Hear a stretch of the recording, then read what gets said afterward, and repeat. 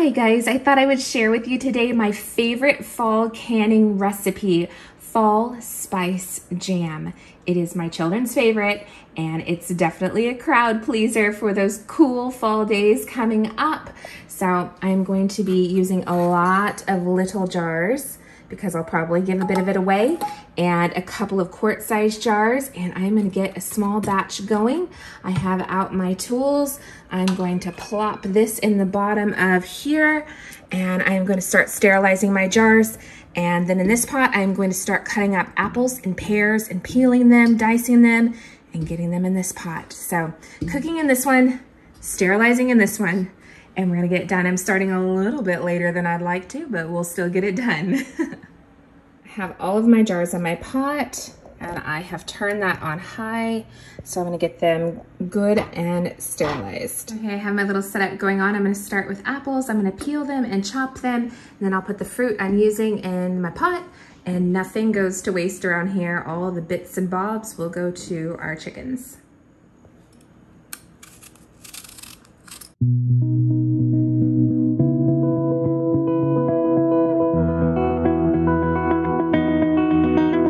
You said the same thing I told ya. My eyes are clear, there's no secret. I wanna know, was it serious? I need it clear, my best friend. Isn't easy to show with the weight of the world on my shoulders. I know I told you, it's the best light I know. It's not a game that I am playing, my love. Trying to hold my feeling, I don't know what's right. I'll find the best way, I think that I might. I know you made it in the nick of time. I'm calling on you. I think we're made of something. My children and I keep a little seed bowl next to our kitchen sink. And whenever we eat fruit, or even sometimes a vegetable with big seeds in it or something, we throw it in our seed bowl. And whenever we go on our nature walk, we spread the little seeds around. Sometimes we plant them in the hopes that someday our property will be full of all the good things. But I know there's some countries that do this, and there's just fruit trees for along the sides of the roads everywhere.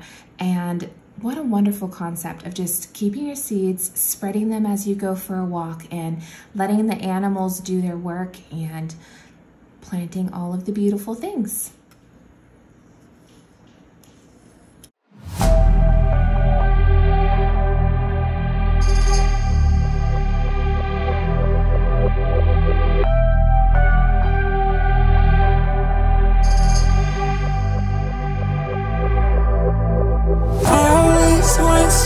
Just like you know, I always want stress like you. I always want stress like you.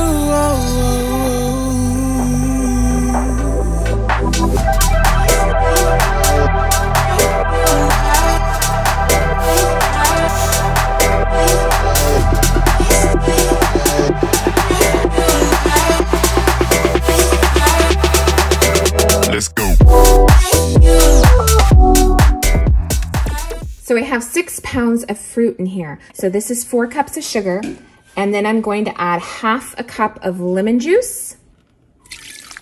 And I'm gonna get this on boil. And we're gonna boil it for 30 minutes. And I'm gonna add some spices. Over here are our spices: ginger, cloves, allspice, vanilla, and cinnamon. I'm gonna link the recipe below, but it's about a teaspoon to 1/4 teaspoon each. Your sugar and your lemons are your preservatives. A little bit extra won't hurt anything, but less could. So always make sure you have enough lemon juice and or sugar.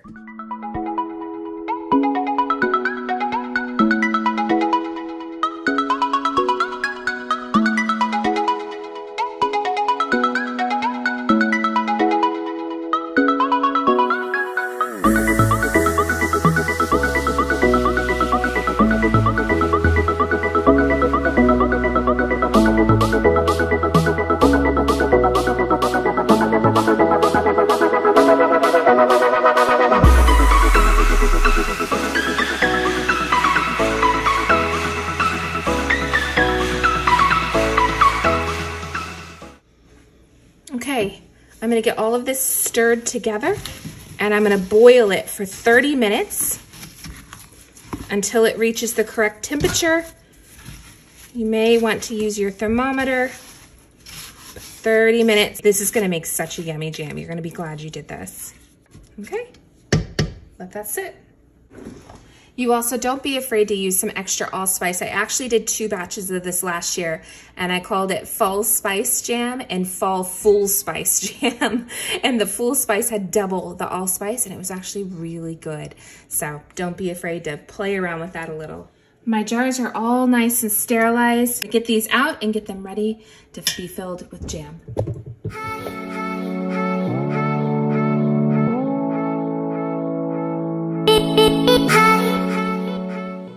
I've had to finish canning late because we had to do Taco Tuesday. And I now have my sweet little nighttime helper helping me get all of the jam ready. And it is boiling and we're trying to keep it from burning. I'm gonna chat with my baby. We're trying to get this to reach 220 degrees. Oh, it's steaming up. We're already there, but we need to mash out some of these lumps. So now we're gonna do that. All right, we're just gonna get those lumps out. You could leave this lumpy and it would taste wonderful. I'm going for a nice smooth jam.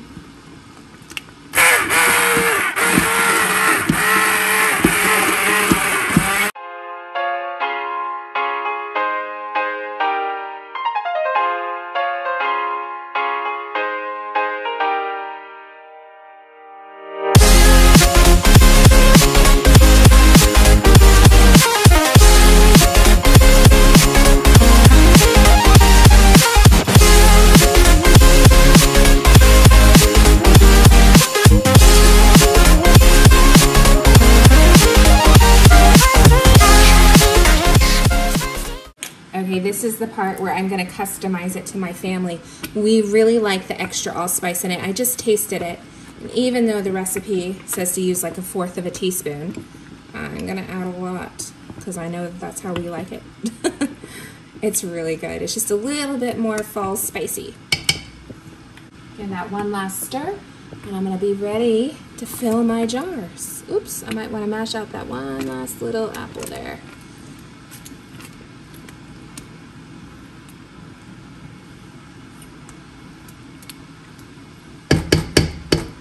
One little piece of apple. And while I could leave it, I don't want to.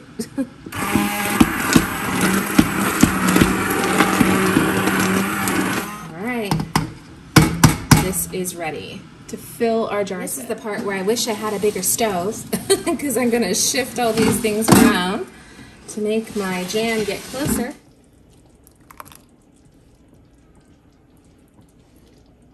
We're gonna get that jam about 1/4 of an inch from the top, approximately. If you leave too much air, it leaves room for bacteria to grow, but you also don't want them so full.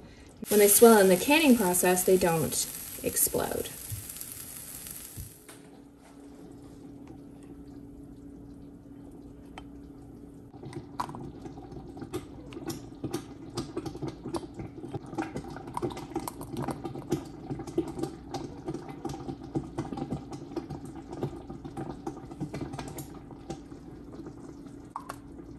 Here we are doing all that late night canning again because it seems to be the only time that I can get away from my children is when they're sleeping. And you hear our little kittens in the background, our little farm kittens. They're with their mama. Okay, this is the most important step. I always dip a paper towel into the water. You've heard me say this a million times if you've seen my canning videos. And I go around that edge with that boiling water. And I will do this 2, even 3 times. I've never had a jar not seal, knock on wood. And I think this is one of the reasons I'm very meticulous about not having anything, and I don't let these just sit around unsealed. I get on top of it as quickly as I possibly can because I don't want any bacteria, dust, or anything to fall into these. So I am gonna do this and make sure these are all perfectly clean. All right, this is another thing I do. I always take my lids and I dip them in my hot water before I put them on my jars. Ball used to recommend doing this. They no longer say that you have to. However, like I said, I've never had one not seal, so I'm not gonna change now. So they may say it's not necessary, but I am not gonna change what I'm doing if it's working. So I always dip them in that hot water. I also dip the rings in hot water real quick just to make sure that they are super sterile, especially if I'm going to be giving away these little ones as gifts and such. I do not want them becoming unsealed for people. I always try to go over the basics for people who may be new at canning. Whenever you're putting on your rings, they just have to be finger tight. They don't have to be Hulk strength, just finger tight.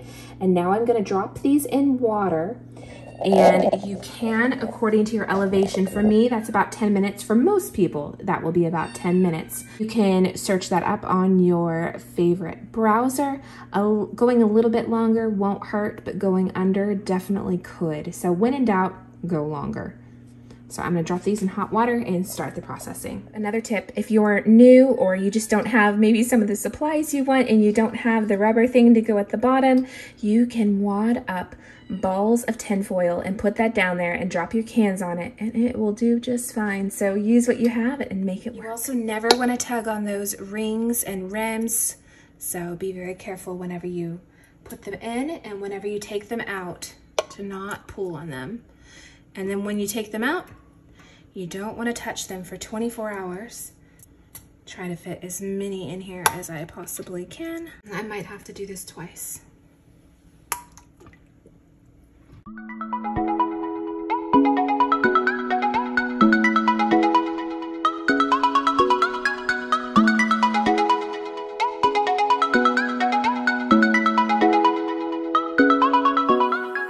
Okay, so your 10 minutes starts when this is a rolling boil. Until it's a rolling boil, you do not start timing. So I'm gonna let this get boiling, and then I'm going to put a lid on it for 10 minutes. And slip my lid on. We are almost to a boil. And I'm gonna let that sit there for a few minutes. And like I said before, it's okay to do it a little bit extra, but you don't wanna do it not enough. So I'm gonna let that sit there. I'm gonna let it finish reaching its boil.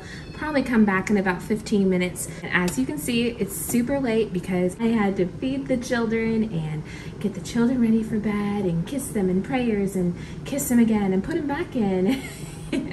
All the fun mom stuff. So I'm gonna finish this up. I have one little batch after this one, and then we can call it a night. Okay.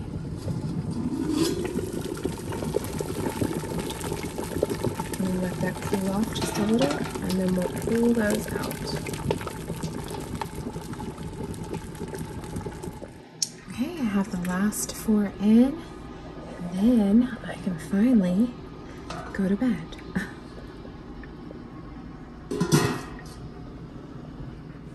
Those little buttons are about to pop any second. And when they do, they're sealed, but we're still not gonna touch them for 24 hours. And then when they are sealed, we'll remove the rings, because you don't wanna leave the rings on and create a false seal, because then if something went wrong and it popped off that little lid, you wouldn't know it. So we'll take the rings off, and you don't stack them on top of each other, because again, we can create a false seal. We wanna know if something goes wrong and those lids pop off. So, but again, we won't touch them for 24 hours.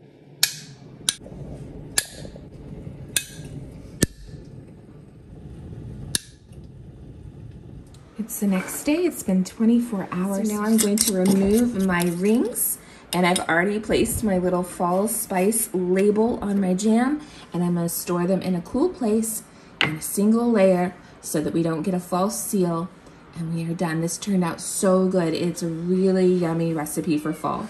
I have all of our fall spice jam tucked away. I hope you guys enjoy this recipe as much as my family. Until next time, guys, bye.